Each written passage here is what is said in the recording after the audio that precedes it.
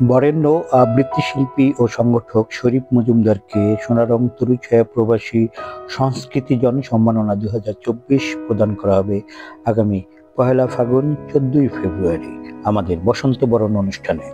আসসালামু আলাইকুম সম্মানিত সুধী বান্ধবী, আজকে আমরা যার সাথে আলাপচারিতা বা আলোচনায় বসেছি, যার সম্পর্কে আমরা শুনবো, যার কথোপকথনগুলো আমরা শুনবো এবং তাকে আসলে নতুন করে পরিচয় করলে আর কিছু নেই। উনি আমাদের ফ্লোরিডার অত্যন্ত প্রিয় মুখ। যখন আমরা কণ্ঠর কোনো কিছু চিন্তা করি, যার মুখটি আমাদের সামনে ভেসে ওঠে আর কেউ নন, শরীফ মজুমদার। কেমন আছেন? জি, ভালো আছি, অনেক ধন্যবাদ। আমি প্রথমে যে প্রশ্নটিতে চলে যাচ্ছি, আমরা শুনতে পেয়েছি যে সোনারং তরুছায়া আপনাকে সম্মানিত করেছে, তো এই সম্পর্কে আপনার ধন্যবাদ। সোনারং তরুছায়া, প্রথমেই বলি, সোনারং তরুছায়া বাংলাদেশের একটি বৃহৎ বৃক্ষায়ন একটি প্রতিষ্ঠান।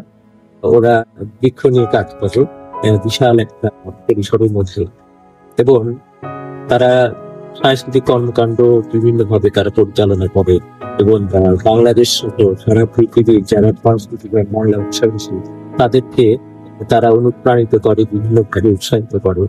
এবং এই প্রতিষ্ঠানের কর্ণধার কাজী হাসান ভাই, তিনি জানি তিনি নিজেও একজন সংস্কৃতিক, দীর্ঘদিন ধরে সাংস্কৃতিক কর্মকাণ্ডের সাথে পালন করেন। এবং কাজী হাসান ভাই উনি কাজ পরিচর্যার বৃক্ষপ্রেমী হন, 100 থিয়েটার করতেন উনি হিসেবে। বর্তমানে এই বৃক্ষায়ন কর্মসূচি নিয়ে কাজ করছেন, পাশাপাশি সংস্কৃতি সেবী হিসেবে কাজ করছেন। অনুভূতির কথা যেটা বললেন, আসলে যে কোনো সম্মাননা, স্বীকৃতি, এটা একটা মানুষের জন্য অনেক বড় পাওয়া, কারণ এটা একটা ভালোবাসার স্বীকৃতি। আমি মনে করি এমনি আমি যে কাজগুলো করি তাতে করে আপনাদের বা আমার বন্ধু বান্ধব, আমার পরিজন, আমার অনেক দর্শক শ্রোতা, তারা যে ভালোবাসা দেয়, ভালো বলো, এটাকে আমি সবচেয়ে বড় স্বীকৃতি বলি। পাশাপাশি এই ধরনের স্বীকৃতি অবশ্যই আমার কাজের প্রতি আরো উৎসাহ বাড়বে, অনেক বেশি বাড়ে। আসলে যে কোনো ভালোবাসা তো আছেই, সম্মানটা কোনো জায়গা থেকে, কোনো প্রতিষ্ঠান থেকে যখন আসে তখন কাজে ওটা বিভিন্ন হয়ে যায়। খুব ভালো বলেছেন, একদম ঠিক তাই। আচ্ছা, আমি আরেকটু যাই আপনার একদম পেছনে, আপনার এই ধারাতে চলে আসার জন্য আপনার হাতে খড়িটা থেকে আমি, আপনার ফ্যামিলি ব্যাকগ্রাউন্ড বা বাবা মা, আপনার হাতে খড়ি তো আসলে যে কোনো কাজের হাতে খড়িটা পারিবারিক ভাবেই আসে, সেখান থেকেই চলে আসে। আমি খুব ছোটবেলায় আমার বাবা সরকারি চাকুরির পাশাপাশি অভিনয় করতেন, নাটক করতেন, মঞ্চ নাটক। তো বাবার হাত ধরেই আমার প্রথম মঞ্চ নাটকের প্রবেশ, এবং তখন থেকেই একটা সাংস্কৃতিক একটা এই যে নাটক মানে অভিনয়, আবৃত্তিটা নেশাটা আসছে। আমার মা ছড়া লিখতেন, ছড়াগুলো পড়তাম, ভালো লাগে। মানে পুরো পরিবারই আপনার হচ্ছে একেবারে সংস্কৃতি, একদম। আর বাবাকে দেখে আপনি মঞ্চে নিজে কাজ করবেন বা কণ্ঠ সাধন করবেন, সেই আগ্রহটা চলে এসেছে। একদম, সেখান থেকেই চলে আসে। মানে আপনাকে কোনো প্রেশার দেওয়া হয়নি, আপনার নিজে থেকে এই ব্যাপারটা চলে এসেছে। একদম নিজে থেকেই চলে এসছে। আর একটা সময়, আমাদের সময়, কখনো বাবা মারা তো এইসব কর্মকাণ্ডে কখনো প্রেশার দিয়ে কিছু করাতে পারে না, এটা ভেতর থেকে আসে। আসলে আপনার ঘটনাটা আসলে অনেকখানি মিলে যায়। আমি আসলে যত ঘটনাগুলো শুনি যে অনেক বড় বড় শিল্পী যারা আছেন, তাদেরও দেখা যায় যে ব্যাকগ্রাউন্ড কিছু না কিছু ফ্যামিলি থেকে আসে, এটা আসলে অনেক কম। আচ্ছা ভাইয়া, আপনার, যদিও আমি কিছুটা জানি, কিন্তু আজকে যেহেতু আমরা বসেছি দর্শকদের জন্য, দর্শকদেরকে একটু জানাতে চাই আপনার এই জগতে বিচরণটা আসলে অনেক দীর্ঘ পথ, অনেক ছোটবেলা থেকে শুরু, ছোটবেলা থেকে এভাবে গড়ে ওঠা। এবং যখন আমি 7ম শ্রেণীতে পড়ি, তখন খেলাধুলার আসলে আমার সাংস্কৃতিক যে কর্মকাণ্ড সেটা শুরু হয়েছে। ওখান থেকে তারপর কলেজে গিয়ে বিভিন্ন সাংস্কৃতিক অনুষ্ঠানে অংশগ্রহণ, সেখান থেকে পড়াশোনার সূত্র ধরে যখন ঢাকাতে তখন আমি টিএসসি কেন্দ্রিক আবৃত্তি চর্চা শুরু করলাম। ওখান থেকে নিয়মিত টিএসসিতে আবৃত্তি চর্চা করতাম, এবং তখন মঞ্চ নাটকের প্রতি আমার একটা মানে লোভ বা একটা আকাঙ্ক্ষা কাজ করতো, মঞ্চে নাটক করতে। সেখান থেকে আমি বিভিন্ন মঞ্চ পাড়ায়, বিশেষ করে মহিলা সমিতি, গাইড হাউসে মানে বিচরণ শুরু করে দিলাম। অনেকেই আমার বেইলি রোড। পরিচিত বেইলি রোডে। আমার বাসাটা ওখানেই, তাই ওখানে আমার না? যাওয়া হতো সবসময়। তখন তো নাটক বেইলি রোড কেন্দ্রিক একদম ছিল। একদম। তো আমার বন্ধু বান্ধব ছিল, তো তারা বিভিন্ন থিয়েটারের সাথে কাজ করতো, যারা স্টার চর্চা করতো, এরকম অনেক থিয়েটার। তো কিন্তু আসলে আকাঙ্ক্ষাটা পূরণ হয়নি। যেটা হয় যে ঢাকাতে পড়াশোনা করতে গেলে নিজের আর্থিক যে বিষয়টা, ওটা তো জন্য আমাকে টিউশনি করতে হয়েছে, অনেক টিউশনি করতাম। টিউশনি করতে গিয়ে আর সেই নাটকের পেছনে যে সময়টা দিতে হয়, আমি সেই সময়টা আমি দিতে পারি।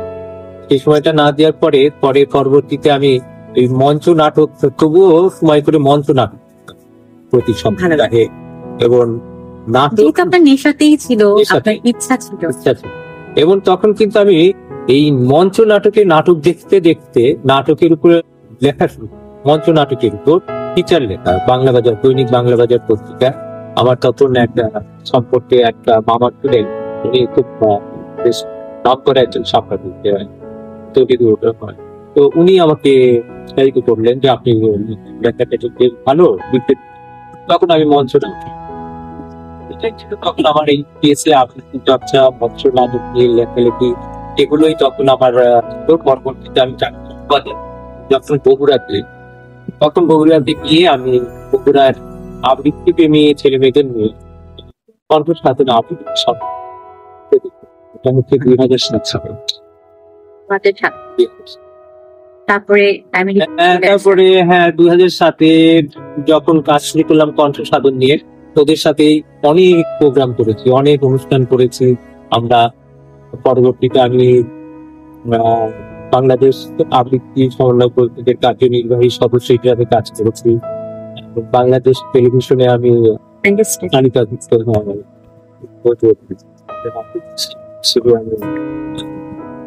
আপনার আসলে রেসিপি অনেক লম্বা সাপোর্ট। তারপর কি আমেরিকাতে তারপরে আমেরিকাতে তো আসতে হলো 2020 সালে। এখানে চলছে? কি তুলনা, এখনো চলছে, ধরে রেখেছি। না, আসলে আমার যেটা মনে হয় যে শিল্প কখনো মরে যায় না, সেটা দেশে হোক বিদেশে হোক, মনের মধ্যে যেটা থেকে যায় সেটার বিচরণ কখনো থেকে যায় না। খুব খুব সুন্দর কথা বলেছেন। আসলে যাদের অদ্ভুত ভেতরে এটা মানে থেকে যায়, থেকে যায়, তারা কখনো ছাড়তে পারে না, যে কোনো পরিস্থিতিতে মানে ধরে রাখার চেষ্টা ধরে করে। রাখে।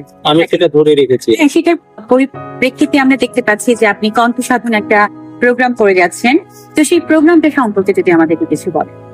কণ্ঠ সাধন ভার্চুয়াল গ্রুপ, এই নামটা আমি আমার সেই বগুড়ার ফেলে আসা কণ্ঠ সাধন আবৃত্তি সংসদের নাম মিলিয়ে এখানে মিলিয়ে দিয়েছেন। এখানে করলাম। এবং ওই মানে বাচ্চার মতো, সেখানে একটা বাচ্চা ছিল, সেই বাচ্চাটাকে আপনি আসলে লালন করে যাচ্ছেন। সাধন করে যাচ্ছি। বিদেশে চলে এসেছেন, যান্ত্রিক জীবনে আমরা সবাই আছি আসলে, কিন্তু তারপরও আপনি বাচ্চাটাকে লালন করার একটা চেষ্টা করছেন। সুন্দর একটা উদ্যোগ। তো আমার সন্তানের মতো। আপনার ভবিষ্যৎ পরিকল্পনা? ভবিষ্যৎ পরিকল্পনা তো অবশ্যই আছে, যে আমাদের যে শিল্প সংস্কৃতি, আমাদের যেটা আমরা হচ্ছে আমাদের চেতনার উৎস, সেটাকে লালন করে যাওয়া, এটাকে ধরে রাখা, এটা কখনো যেন বিলুপ্ত না হয়ে যায়। মানুষ শিল্প সংস্কৃতি ছাড়া কখনো নিজেকে শুদ্ধ করতে পারে না, পরিচ্ছন্ন একটা সুন্দর জীবন পেতে পারে। আমি সেই সুন্দর জীবনটাকে সবসময় প্রত্যাশা করি, শুধু আমার নয়, প্রতিটি মানুষের নয়। এই জন্য আমি অবশ্যই এটা নিয়ে কাজ করি। খুবই সুন্দর। প্রিয় দর্শক, আপনারা দেখতে পাচ্ছেন, শুনতে পাচ্ছেন, মানুষের মনের মধ্যে যদি একটা কিছু থেকে থাকে, বিশেষ করে শিল্প, যেহেতু আমরা শিল্পী, আমরা যতই বিদেশে থাকি, যতই প্রবাসী থাকি, যতই যান্ত্রিক জীবনের মধ্যে থাকি, আমাদের জীবন থেকে কখনোই জিনিসটা মরে যায় না। আজকে আমাদের শরীফ মজুমদার ভাইয়ার সাথে কথা বলে আপনারা সেটাই দেখতে পেলেন। আপনার অনেক অনেক সুন্দর উজ্জ্বল ভবিষ্যৎ আমি কামনা করছি। দর্শকদের উদ্দেশ্যে অবশ্যই আমার অনেক অনেক শুভেচ্ছা, অভিনন্দন, ভালোবাসা থাকবে। কারণ দর্শক শ্রোতা হচ্ছে আমাদের প্রাণ। তারা আমাদেরকে উৎসাহিত, অনুপ্রাণিত না করলে কখনো আমাদের সাংস্কৃতিক কর্মকাণ্ড করা সম্ভব হবে না। আমরা যে এত কিছু করি, এত সৃজনশীল কাজগুলো করি বা সাংস্কৃতিক যে কাজগুলো করি, এগুলো তো আসলে আমাদের নিজেদের জন্য, এটা দর্শক শ্রোতাদের জন্য, এবং তারা আমাদেরকে দেখেন, উৎসাহিত করেন বলেই আমাদের পক্ষে ভালো কাজ করা সম্ভব। এবং একই সঙ্গে আমি আজকে দর্শক শ্রোতা এবং সোনারং তরুছায়া সহ সবাইকে অনেক অনেক অভিনন্দন করেছি। আবৃত্তি করছি কবি রুদ্র মোহাম্মদ শহীদুল্লাহর কথা ছিল সুবিনয় কবিতাটি। কথা ছিল রক্ত প্লাবনের পর মুক্ত হবে শস্য ক্ষেত, রাখালেরা পুনর্বার বাঁশিতে আঙ্গুল রেখে রাখালিয়া বাজাবে বিশদ। কথা ছিল বৃক্ষের সমাজে কেউ কাঠের বিপণী খুলে বসবে না, চিত্রল তরুণ হরিণেরা সহসায় হয়ে উঠবে না রপ্তানিযোগ্য চামড়ার প্যাকেট। কথা ছিল শিশু হবে পৃথিবীর শ্রেষ্ঠতম সম্পদের নাম, নদীর চুলের রেখা ধরে হেঁটে হেঁটে যাবে এক মগ্ন ভগীরথ। কথা ছিল আঙ্গুর ছোব না কোনোদিন, অথচ দ্রাক্ষার রসে নিমজ্জিত আজ দেখি আসি মহল। রাখালের হাত দুটি বড় বেশি শীর্ণ আর ক্ষীণ, বাঁশি কেনা জানি তার কখনোই হয়ে ওঠেনি। কথা ছিল চিল ডাকা নদীর কিনারে একদিন ফিরে যাব, একদিন বটবৃক্ষের ছায়ার নিচে জড়ো হবে সহজিয়া বাউলেরা, তাদের মায়াবী আঙ্গুলের টোকা ঢেউ তুলবে একতারায়। একদিন সুবিনয় এসে জড়িয়ে ধরে বলবে উদ্ধার পেয়েছি। কথা ছিল ভাষার কসম খেয়ে আমরা দাঁড়াবো ঘিরে আমাদের মাতৃভূমি, জল অরণ্য জমিন, আমাদের পাহাড় ও সমুদ্রের আদিগন্ত উপকূল। আজন্মে জলাভূমি খুঁজে পাবে প্রকৃত সীমানা তার। কথা ছিল আর্য বা মুঘল নয়, এ জমিন অনার্যের হবে। অথচ এখনো আদিবাসী পিতাদের শৃঙ্খলিত জীবনের ধারাবাহিকতা, কৃষকের রন্ধ্রে রক্তে বুনে যায় বন্দিত্বের বীজ। মাতৃভূমি খণ্ডিত দেহের পরে তার থাবা বসিয়েছে আর্য বণিকের হাত। আর কি অবাক, ইতিহাসে দেখি সব লুটেরা দস্যুর জয়গারে ঠাসা। প্রশস্তি বহিরাগত তস্করের নামে নানা রং পতাকা উড়ায়। কথা ছিল আমাদের ধর্ম হবে ফসলের সুষম বন্টন, আমাদের তীর্থ হবে শস্যপূর্ণ ফসলের মাঠ। অথচ পাণ্ডুর নগরের অপচ্ছায়া ক্রমশ বাড়াই বাহু, অমলিন সবুজের দিকে, তরুদের সংসারের দিকে। জলোচ্ছ্বাসে ভেসে যায় আমাদের ধর্ম আর তীর্থভূমি। আমাদের বেঁচে থাকা ক্লান্তিকর, আমাদের দৈনন্দিন দিন ক্লান্তিকর, আমাদের দৈনন্দিন দিন। ধন্যবাদ।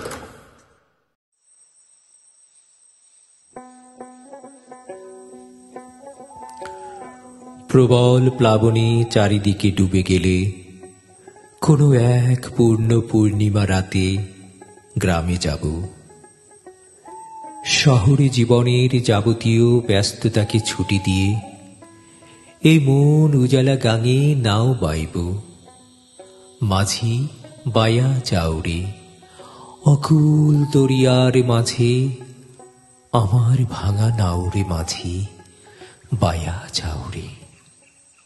মাঝি বাইয়া যাও রে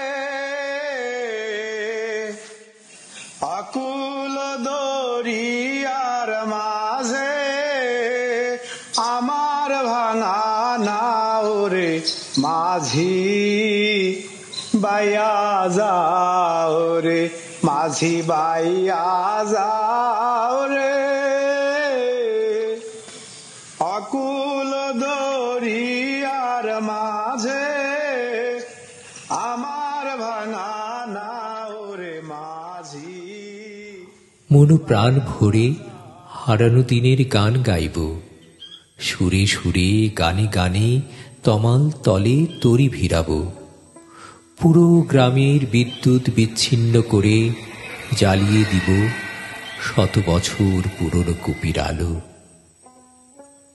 তারপর গল্প গানে রাত গভীর হবে, হাজার বছরের পুরনো সেই রাত।